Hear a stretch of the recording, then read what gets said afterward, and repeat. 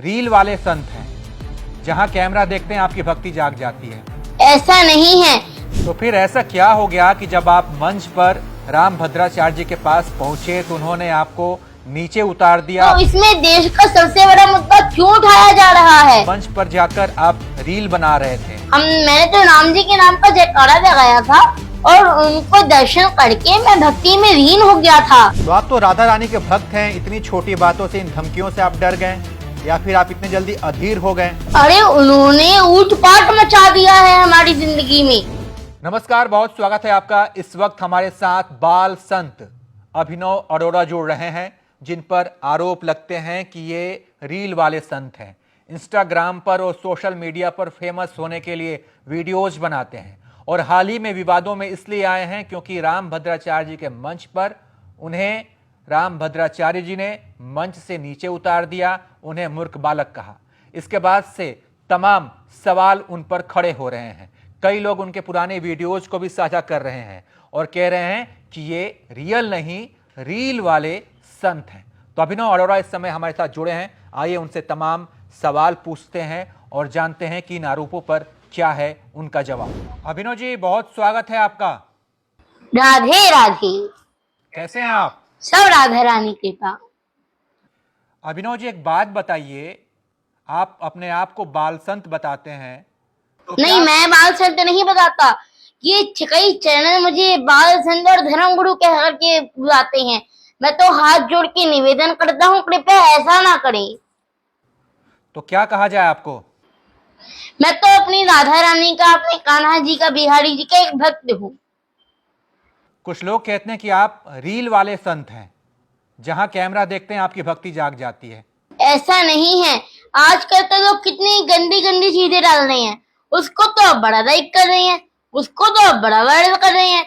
लेकिन अब मैं धर्म का प्रचार कर रहा हूँ तो आप मुझे ट्रोल कर रहे हैं। अभी तो मैं धर्म को सीखने के प्रयास में हूँ। मुझ पर ये जो आरोप लगाए जा रहे हैं, ये बहुत दुर्भाग्य की बात है। तीर्थों के दर्शन करता हूँ, ज्ञानी संतों से मिलता हूँ, उनसे सीखता हूँ, उनसे समझता हूँ। मैं तो सनातन धर्म का प्रचार करना चाहता हूँ। तो फिर ऐसा क्या हो गया कि जब आप मंच पर राम भद्राचार्य जी के पास पहुंचे तो उन्होंने आपको नीचे उतार दिया, मूर्ख बालक तक कहा? अरे आखिर ऐसा 8-9 क्यों कहा? साल के बालक से गलती तो हो ही सकती है ना। मुझे नहीं लगता ऐसा कोई बालक होगा जिसको उसके माता पिता ने, उसके गुरु ने डांटा नहीं होगा। तो अगर रामभद्राचार्य महाराज जी ने मुझे डांट भी दिया तो इसमें देश का सबसे बड़ा मुद्दा क्यों उठाया जा रहा है? ठीक है, ये बताइए आपको किस बात के लिए डांटा? कि आपको अपनी गलती समझ आई? क्या गलती की आपने? किस गलती के लिए आपको ये डांट पड़ी? जी, मैं मंच पर गया था इंद्रेश महाराज जी के यहाँ, श्री राम भद्राचार्य महाराज जी की कथा थी, तो मैं आगे चला गया था। तब मुझे मंच की गरिमा नहीं पता थी कि यहाँ पर शांत रहना है, तो मैंने राम जी के नाम का जयकारा लगा दिया था। तो उससे राम भद्राचार्य महाराज जी ने मुझे नीचे जाने को कहा दिया। अगर उन्होंने मुझे डांट भी दिया तो इसमें क्यों देश का सबसे बड़ा मुद्दा उठाया जा रहा है? और ये किसी ने नहीं डाला कि जगत गुरु राम भद्राचार्य जी ने उसके बाद अभिनव अरोड़ा को अपने रूम में भी बुलाया था और आशीर्वाद भी दिया था, लेकिन ये देश का सबसे बड़ा मुद्दा उठा दिया। कुछ लोग तो ये कह रहे हैं कि मंच पर जाकर आप रील बना रहे थे और इससे जो है गुरुजी को गुस्सा आ गया और नाराज हो गए। नहीं, हम रील नहीं बना रहे थे। मैंने तो राम जी के नाम का जयकारा लगाया था और उनको दर्शन करके मैं भक्ति में लीन हो गया था। राम भद्राचार्य महाराज जी तो हमारे लिए भगवान के समान है। वो तो संत शिरोमणि है।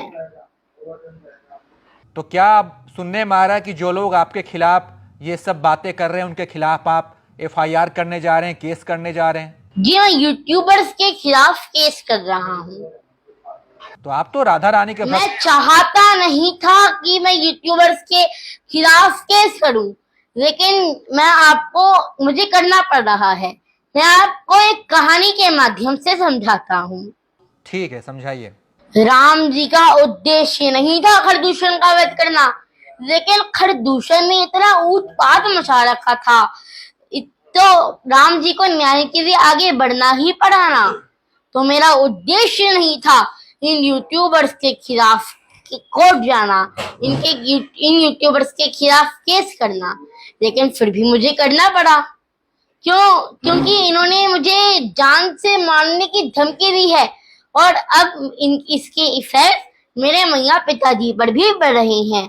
अरे आप कह रहे हैं कि आप स्कूल नहीं गए, अरे मैं स्कूल जाता हूँ, लेकिन अभी ऐसी स्थिति आ गई है कि इन लोगों की वजह से मैं स्कूल नहीं जा पा रहा हूँ। मेरे पिताजी के पास लगभग 500 फोन आ रहे हैं। अब तो मेरे मैया को फोन उठाने से भी डर लग रहा है। फोन उठाते हैं, कहते हैं आप घर से बाहर मत निकल जाना, आपको आपकी राधा रानी के पास पहुंचा देंगे। तो आप तो राधा रानी के भक्त हैं, इतनी छोटी बातों से, इन धमकियों से आप डर गए या फिर आप इतने जल्दी अधीर हो गए? अरे उन्होंने ऊट-पाट मचा दिया है हमारी जिंदगी में। मेरे पिताजी के पास 500 लगभग फोन आ रहे हैं। मेरे मैया को फोन उठाने से डर लग रहा है। दिवाली की तैयारी सब कर रहे हैं, दिवाली की सफाई, दिवाली की तैयारी सब कर रहे हैं, लेकिन मेरी मैया के पास फोन आ रहे हैं कि आप घर से निकलेंगे तो आपको जान से मार दिया जाएगा। तो इसीलिए आप एफआईआर कराने जा रहे हैं? जी। भगवान कृष्ण ने भी शिशुपाल की 100 गलतियां माफ की थी। हाँ, आपने बिल्कुल सही कहा, लेकिन उसके बाद उन्हें न्याय के लिए आगे बढ़ना पड़ा था ना। तो आपने कितनी गलतियां माफ की? आप भी काउंट करते हैं क्या कि हाँ चलो अब इन्होंने ये बोल दिया, अब इन्होंने ये बोल दिया, अभी रुकता हूँ, जब अभी तक वो रुकता हूँ? मजाक में मुझे मोटा टोटला बोल रहे थे तो मैं सोचा था उनको कुछ यूज मिल रही है, वो कमा रहे हैं, लेकिन अब बात मेरी भक्ति की आ गई है। मेरी भक्ति को नकली कहा जा रहा है, इससे हम उनके खिलाफ केस कर रहे हैं। अब क्या है ना कि कुछ लोग ये समझ नहीं पा रहे हैं कि आप इतने उम्र में हैं, आप इतने छोटे हैं, आपने अभी तक कोई मतलब बहुत बड़ी पढ़ाई की डिग्री कुछ ली नहीं है और आप धर्म का प्रचार करें, इतना ज्ञान आपके पास। देखिए, भक्ति करना गुनाह नहीं है। 10 वर्ष की उम्र में भक्ति करना गुनाह नहीं है, और जिन लोगों की नजरियों में ये गुनाह है तो ये गुनाह मैं 10 बार करूंगा, 100 बार करूंगा, 1000 बार करूंगा, मुझे कोई नहीं रोक सकता। हमारे यहाँ तो कहा गया है ना कि कर्म ही पूजा है। अब लोग आपका वीडियो देख के पढ़ाई लिखाई छोड़ के भक्ति कार्य में लग जाएं, केवल पूजा पाठ करने लग जाएं, तो फिर मैं तो कैसे कभी होगा? कहता ही नहीं होगी काम छोड़ दो और बस भक्ति।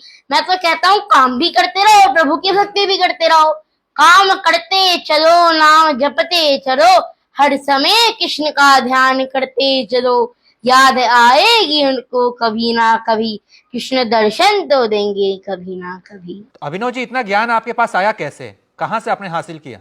बस राधा रानी ने भक्ति दे दी मुझे। अच्छा, और कहते हैं आपकी भगवान कृष्ण से भी आपकी मुलाकात हुई है, आपके छोटे भाई हैं, आप लोग स्कूल में मिलते हैं, ये सत्य है? श्री कृष्ण जी को मैं अपने छोटे भाई के रूप में भजता हूँ। ठीक है, मुलाकात होती है आपकी उनसे? हाँ, मैं दर्शन करता हूँ, कान्हा जी के दर्शन करता हूँ मैं। कहाँ मिलते हैं आपसे? अरे मेरे छोटे भाई हैं। नहीं ठीक है, छोटे भाई हैं, कई लोग गुरु मानते हैं, कई लोग पिता समान भी मानते हैं, कई लोग पूछते हैं, लेकिन मिलते कहाँ? आप तो ये भी दावा करते हैं ना कि आपकी मुलाकात होती है उनसे।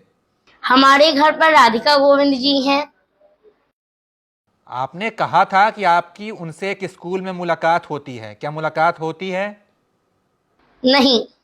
तो आपने ये दावा क्यों किया था कि भगवान कृष्ण से आप मिलते हैं? ऐसा कभी नहीं खेलते कहा। हैं, ऐसे वीडियोस तो हैं कि आपने कहा था कि भगवान कृष्ण के साथ आप खेलते हैं, मिलते हैं, हाँ, बातचीत मैं होती है। श्री कृष्ण जी मेरे साथ खेलते हैं, मेरे साथ बातें करते हैं, मेरे साथ मस्ती करते हैं। जब मैं शास्त्र पढ़ता हूँ वो भी मेरे साथ सुनने के लिए बैठ जाते हैं। अच्छा, ये चिकन वाली क्या बात थी? आपकी माताजी आपको चिकन देती हैं? मैं आपको क्लियर कर दूं, मैं शुद्ध शाकाहारी हूँ। मैं प्याज लहसुन भी नहीं खाता, मैं सात्विक भोजन ही खाता हूँ। और वो वीडियो एक लॉकडाउन का है जिसमें मैंने एक पोयम सुनी थी, ऑनलाइन पोयम सुनी थी, और वो मैंने दोहरा दी। वो पोयम बहुत बड़ी है, लोगों ने इसी लाइन को फोकस करके एक मुद्दा बना दिया। अच्छा अभिनव जी, ये बताइए, कुछ लोग तो ये भी आरोप लगाते हैं कि आपके माता पिता आपको लिखकर स्क्रिप्ट देते हैं, आप उसको पढ़कर याद करते हैं और फिर वही आके बाजते हैं और लोग समझते हैं कि आप बहुत ज्ञानी हैं। ऐसा है क्या? लिखा लिखाया पढ़ते हैं आपके अपने मन से जो ज्ञान देते हैं? जी, जो मैं पॉडकास्ट में बोलता हूँ वो मैं अपने मन से बोलता हूँ, अपने दिल से बोलता हूँ। तो ये कोई स्क्रिप्टेड नहीं होता है, सब आपको पता है। जी देखिए, जैसे भी मुझे 15 तक के टेबल आते हैं, वो अगर मुझे 19 का कोई पूछेगा टेबल, मैं अपने बड़ों से सीखूंगा ना, तो हर बच्चा अपने मैया अपने पिताजी से सीखता है। तो मुझे नहीं लगता कि उनसे कुछ पूछना अपराध है। लेकिन जो मैं पॉडकास्ट वगैरह में बोलता हूँ वो मैं अपने मन से बोलता हूँ, अपने दिल से बोलता हूँ। राधा रानी के भगवान कृष्ण के आप भक्त हैं। 3 छोटे छोटे सवाल मैं पूछता हूं, देखता हूं कि आपको इसका जवाब पता है कि नहीं। भगवान कृष्ण के पास जो सुदर्शन चक्र था वो उन्हें किसने दिया था? भगवान श्री कृष्ण के पास जो सुदर्शन चक्र था वो उन्हें दिया था। किसने? कहां से मिला था? ऐसा शिव महापुराण में भी लिखा है, विष्णु को दे दिया सुदर्शन, लक्ष्मी सी सुंदर नारी। ऐसा शिव महापुराण में वर्णन आता है कि विष्णु को दे दिया चक्र सुदर्शन, नहीं, लक्ष्मी भगवान सी सुंदर कृष्ण को नारी। ये किसने दिया था सुदर्शन चक्र, ये बताइए। शिव जी ने। शिव जी ने? शिव जी ने या परशुराम जी ने? तो शिव महापुराण के अनुसार बता रहा हूँ। अच्छा, भगवान कृष्ण का जो नाम कृष्ण है वो उसका अर्थ क्या है? कृष्ण का मतलब क्या होता है? और कृष्ण किस नाम भाषा का का बहुत शब्द है ये? सुंदर अर्थ है, जी, कष्ट हरने वाला। किस भाषा का शब्द है ये कृष्ण? कष्ट हरने वाला कृष्ण नाम का अर्थ है। भगवान कृष्ण का पूरा नाम क्या है? भगवान श्री कृष्ण का नाम कृष्ण है। वासुदेव यादव किसका नाम है? हाँ जी, वासुदेव उनके पिताजी। तो ये थे बाल संत के नाम से मशहूर अभिनव अरोड़ा, जिन पर आरोप लगते हैं कि ये रियल संत नहीं, ये रील वाले संत हैं। और ये हाल ही में विवादों में आए रामभद्राचार्य जी के मंच से, जहां पर रामभद्राचार्य जी ने इन्हें मंच से नीचे उतार दिया, उन्हें मूर्ख बालक कहा। तमाम सवाल उठे, यूट्यूब पर तमाम वीडियोज बनाए गए और फिर इन्हीं मुद्दों को लेकर, इन्हीं आरोपों को लेकर हमने अभिनव अरोड़ा से बातचीत की। हमारी ये बातचीत आपको कैसी लगी? अभिनव अरोड़ा से जो मैंने सवाल पूछे और उन्होंने जो जवाब दिए, उससे आप कितना संतुष्ट हैं? आप अपनी राय कमेंट कर बताइए और देखते रहिए एबीपी लाइव।